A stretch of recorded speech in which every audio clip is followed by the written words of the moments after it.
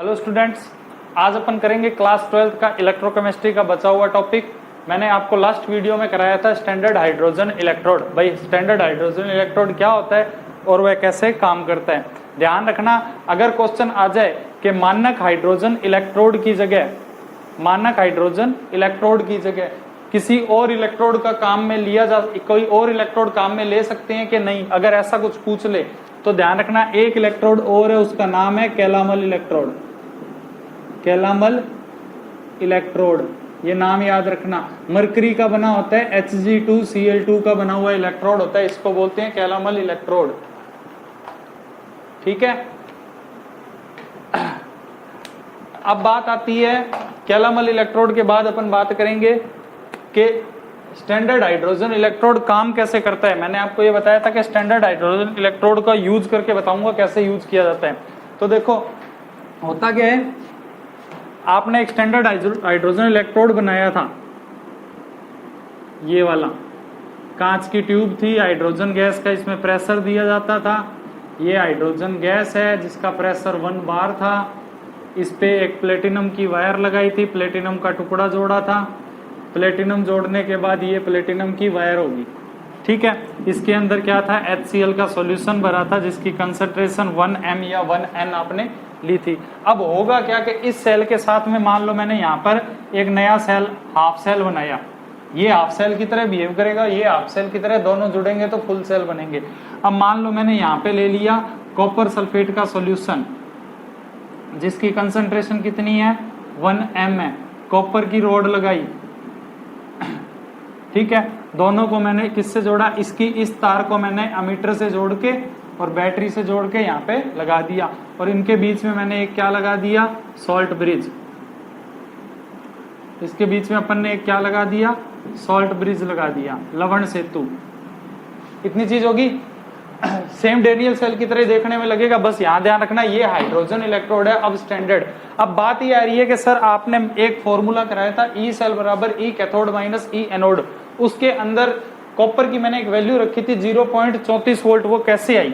देखो 0.34 volt copper की value होती है, इलेक्ट्रोड पोटेंशियल का मान होता है। ये 0.34 ही क्यों होता है उसको बताने के लिए बता रहा हूँ। होता क्या है कि स्टैंडर्ड हाइड्रोजन इलेक्ट्रोड से जिस इलेक्ट्रोड का हमको इलेक्ट्रोड विभव निकालना है उसको हम SHE से जोड़ देंगे। जोड़ने के बाद विद्युत धारा जैसे प्रवाहित करेंगे, अमीटर पे रीडिंग लेंगे, तो हम इसमें क्या देखेंगे कि जब कॉपर से इसको जोड़ा तो इलेक्ट्रॉन इधर से निकल के इधर गए। इसका मतलब कॉपर ने क्या करा, इलेक्ट्रॉन क्या करे, ग्रहण किए। कॉपर यहाँ पे किसकी तरह काम कर रहा है, अब कैथोड की तरह, और ये किसकी तरह काम कर रहे हैं, एनोड की तरह। क्लियर बात। अब बची हुई चीज मैं आपको यहाँ पे लिख के बता रहा हूँ, वो देखना। अपना फॉर्मूला था E cell equal to E cathode minus E anode. ठीक है, जैसे ही ये सेल को जोड़ के काम में लेते हैं तो ई सेल की वैल्यू आपको मिलेगी, वो मिलेगी 0.34 वोल्ट। ठीक है, और ई कैथोड की वैल्यू यहाँ पर कितनी आनी चाहिए हमें नहीं पता, मगर हमारा ई कैथोड क्या है, कॉपर है, और ई एनोड हमारा क्या है, हाइड्रोजन है, जिसकी वैल्यू कितनी मानते हैं, 0.00 वोल्ट मानते हैं, 0.00 वोल्ट मानते हैं। तो यहाँ पे देखो ई कॉपर प्लस 2 की वैल्यू आपको मिलेगी 0.34 वोल्ट। क्लियर बात, मतलब इसके साथ जोड़ के वैल्यू निकाल ली और कितनी आ गई, 0.34 वोल्ट। देखो ये वही बात होगी, मैंने कल भी एग्जांपल बताया था। आप कोई भी चीज जब तुलवा के लेके आते हो तो वहां पर क्या होता है कि जब दुकानदार अपन को कोई चीज इलेक्ट्रिक कांटे पे तोलता है, ठीक है, इलेक्ट्रिक कांटे पे तोलेगा। मान लो आप कोई घी या तेल लेने जा रहे हो तो उसके पास जैसे बर्तन दोगे, वो बर्तन को कांटे पे रख के उसको जीरो करेगा, मतलब उसके वजन का मानक ले लिया, वो मानक यही है। अब आपने 2 किलो 3 किलो से जो तेल लिया है वो वैल्यू यहाँ पे मैंने आपको दे दी। आगे बात समझ में, ऐसे निकालते हैं हम SHE का यूज कैसे करते हैं, वैल्यू निकालने की बात बताइए। अगर मान लो मैं कहूँ इसकी जगह मैंने यहाँ पे ले लिया जिंक, यहाँ पे मैंने ले लिया जिंक की रॉड ले ली और ZnSO4 का क्या कर लिया, सॉल्यूशन ले लिया। जिंक की रॉड ले ली और ZnSO4 का क्या ले लिया, सॉल्यूशन ले लिया। तब क्या होगा, हमारी रिएक्शन जस्ट उल्टी हो जाएगी, और यहाँ पर क्या हो जाएगा कि इलेक्ट्रॉन निकलेंगे इधर से, ठीक है, और ये हो जाएगा एनोड और ये हो जाएगा कैथोड, और ई सेल की वैल्यू आएगी, वो आएगी 0.70 वोल्ट। और फॉर्मूला हमारे पास क्या था, ई cathode minus E anode. Cathode की वैल्यू हम मान के चलते हैं 0.00 वोल्ट और एनोड की वैल्यू हम कितनी लेके चलते हैं, Zn+2 लिख लो बस इसे, ठीक है। तो देखो जीरो की कोई वैल्यू नहीं है, ये माइनस यहाँ पे आ गया तो माइनस की 0.76 वोल्ट जिंक की इलेक्ट्रोड पोटेंशियल की वैल्यू निकल गई। क्लियर बात, ठीक है। ये मैंने बताया कि इलेक्ट्रोकेमिकल सीरीज के अंदर जितनी भी वैल्यू आएंगी वो कहां से निकाली जाती है, इसीलिए हाइड्रोजन की वैल्यू 0.00 वोल्ट ली जाती है। यहां तक क्लियर होना चाहिए अब ये, ठीक है। अब देखो उसके बाद क्या होता है, ये टॉपिक आपका यहाँ पे हो गया खत्म। उसके बाद मैं आपको बताता हूं अगला टॉपिक है अपना नैनसर्ट समीकरण। नैनसर्ट समीकरण, ठीक है। किसी भी सेल का सेल विवरण निकालने के लिए नैनसर्ट समीकरण यूज होती है। कब यूज होती है, जब, ये लाइन याद रखना, जब दोनों सेल की सांद्रता, जो हाफ सेल लिए जिंक और कॉपर वाले, जब दोनों सेल की सांद्रता अलग अलग हो तब नैनसर्ट समीकरण का उपयोग करते हैं।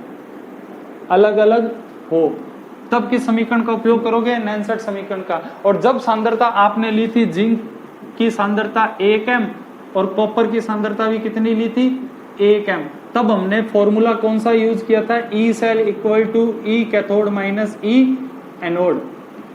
ये फॉर्मूला हमने यूज किया था। कब यूज करेंगे, जब सांद्रता क्या हो, समान हो, जब कंसंट्रेशन क्या हो, समान हो। और ये वाला फॉर्मूला नैनसर्ट समीकरण कब यूज होगी, जब सांद्रता क्या हो, अलग अलग हो।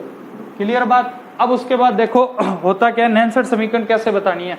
देखो मान लो कोई मेटल है जिसने इलेक्ट्रॉन ग्रहण किए और मेटल किस में चेंज हो गया, सॉलिड में, चाहे आप कॉपर मानो चाहे आप कुछ भी मानो इसको, ठीक है, एक्वस हुआ।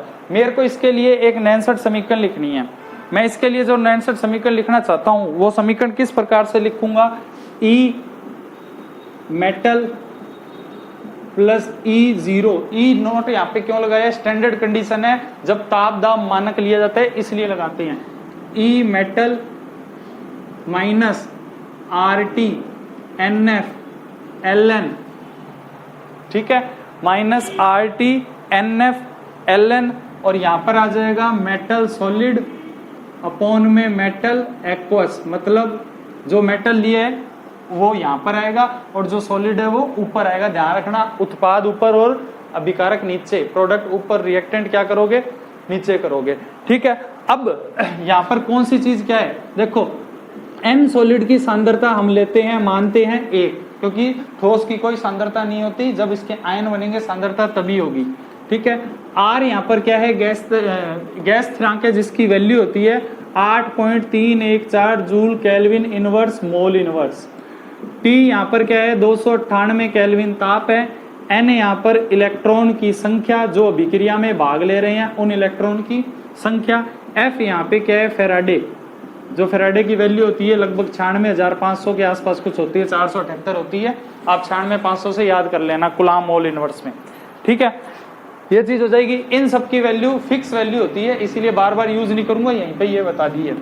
अब देखो होगा क्या, ये मैंने इस समीकरण के लिए नैन समीकरण लिखी है। अब आप अपने को पता है डैनियल सेल क्या था, जिंक की रिएक्शन किससे कराई, कॉपर आयन से कराई। आपको क्या मिला था, जिंक आयन मिला था और कॉपर सॉलिड मिला था।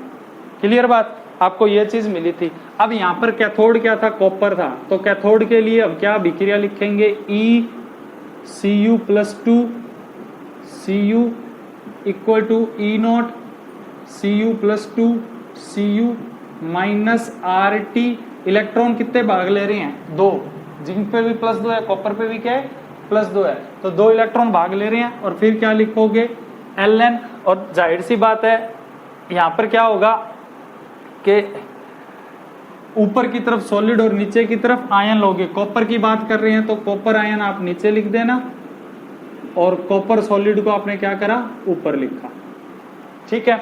ऐसे ही अपने एनोड के लिए बात करें तो एनोड हमारा यहां पर क्या हो जाएगा, Zn+2 Zn equal to E naught Zn+2 Zn minus R T 2f Ln Zn solid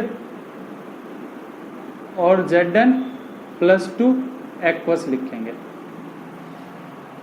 ठीक है, इतनी चीज होगी।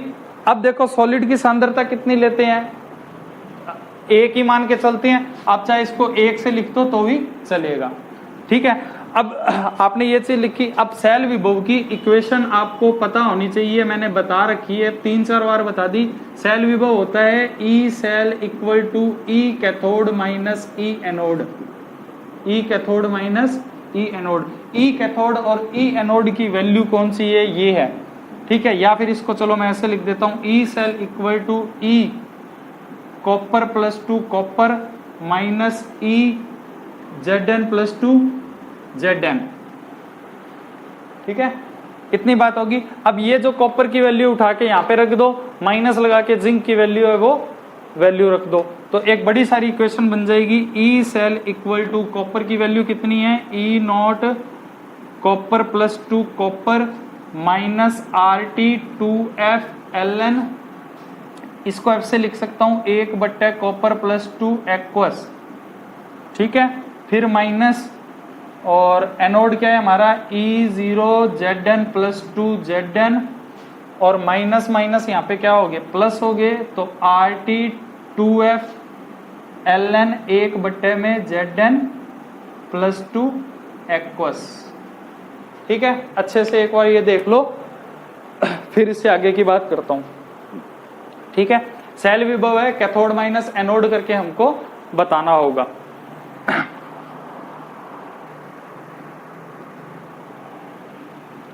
ठीक है, अब देखो इसमें से हमको सिर्फ क्या करना है, कॉमन बाहर निकालना है। कॉमन कैसे बाहर निकालेंगे, E cell equal to E naught cell minus, इसको मैंने ई नॉट सेल बोल दिया, किसको, कॉपर को और जिंक को, क्योंकि कैथोड माइनस एनोड ही आपका क्या था, ई नॉट सेल था।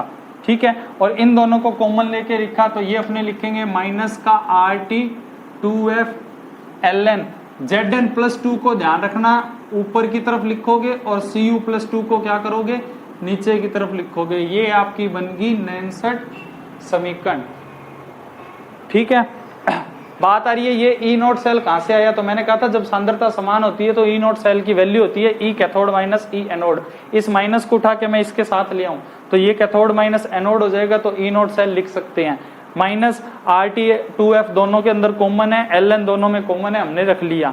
जिंक को ऊपर ले जाना है और कॉपर को नीचे लाना है, बस इतना ध्यान रखना। अब बात ये आती है नैनसेट समीकरण को ऑब्जेक्टिव टाइप क्या बनते हैं, इसका एक रूप और बनता है। कई बार ऑब्जेक्टिव टाइप क्वेश्चन आता है, आपको ये ना मिलके दूसरा मिलेगा, वहां सिर्फ इतना होता है E cell equal to E naught cell, minus की जगह प्लस लगा देंगे, Rt2F लिख देंगे, और Ln की जगह यहाँ पे इसको पलट देंगे, कॉपर प्लस 2, और यहाँ क्या लिख देंगे, Zn प्लस 2। तो ध्यान रखना कल को ऑब्जेक्टिव टाइप आए तो अपने को दोनों फॉर्मूले आने चाहिए। ठीक है, उसके बाद Rtf, इन सब की मैंने आपको वैल्यू लिखाई थी, इन सब की वैल्यू रखने पर हमारे पास इक्वेशन आ जाएगी E cell equal to E naught cell minus. ठीक है, जब सबकी वैल्यू लिखोगे तो वो आएगी 0.0592, Ln की जगह आप लिखते हो 2.303 लॉग, तो यहाँ पे आप लॉग लिखोगे, सांद्रता हो जाएगी Zn प्लस 2 की और कॉपर प्लस 2 की। इससे रिलेटेड न्यूमेरिकल है वो कल के नेक्स्ट वीडियो में आपको करा दूंगा। ठीक है, और अगर आपसे पूछी जाए नैनसेट समीकरण, अपने आरबीएसई बोर्ड में और सीबीएसई दोनों में पूछी गई है, नैनसेट समीकरण की व्युत्पत्ति करनी है, डिस्क्राइब करना है। ठीक है, तो ये आपको मैंने पूरा डिस्क्राइब करके बता दिया। आज के वीडियो में इतना ही कराऊंगा, नेक्स्ट वीडियो के अंदर इससे आगे की बात करेंगे। Thank you.